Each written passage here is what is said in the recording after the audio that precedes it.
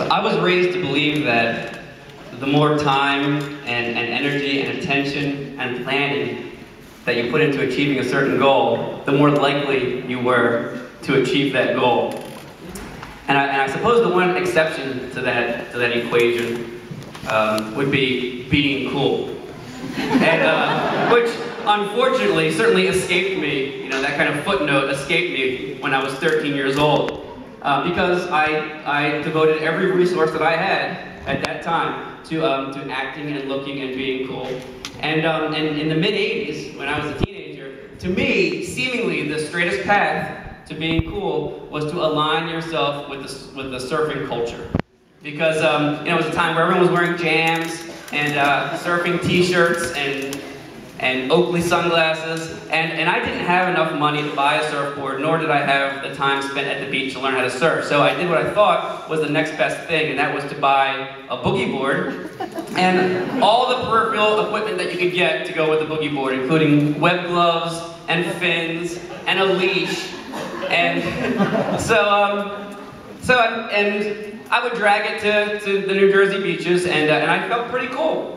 And one particular summer, soon after, my family announced that we were going to make our first trip to South Carolina, to Myrtle Beach. And I was thrilled because this was another opportunity for me to get my gear out and parade around and act like a surfer. And what I didn't realize was the water is much, much warmer in the South, and it just so happened that the waves were pretty terrible.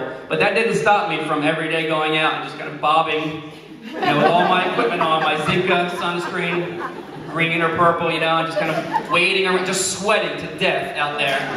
And no waves and no nothing except for me just looking cool. And on about day 3, my plan, I thought was working because there were 2 girls that came out that waded out and started asking me questions about my boogie board.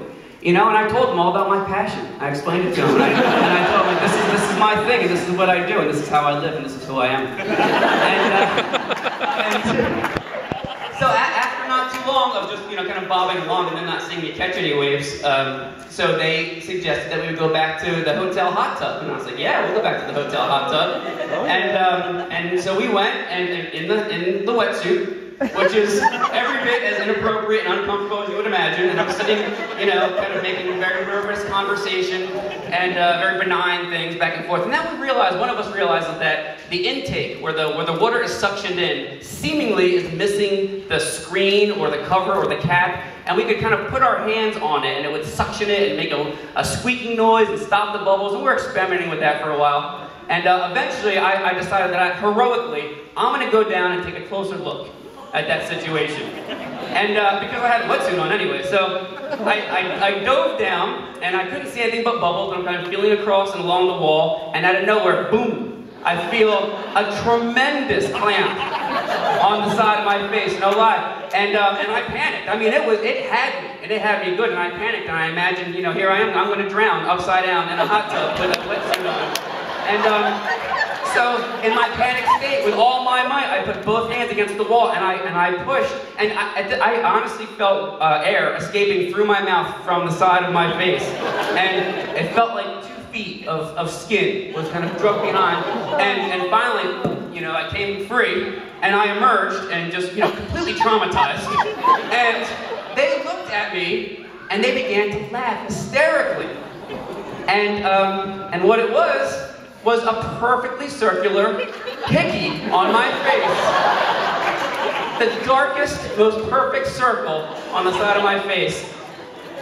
And, in my efforts to be somebody who I was not, including a surfer and a playboy and an underwater explorer, I realized who I was just a very tremendously awkward teen in a wetsuit, in a hot tub, with a machine made, and by the way, probably my first hickey on my face.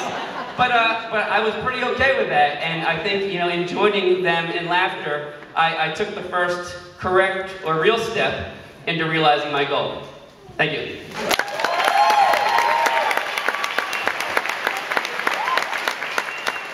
So the next time you want to do any underwater exploration, here's a snowball device for you.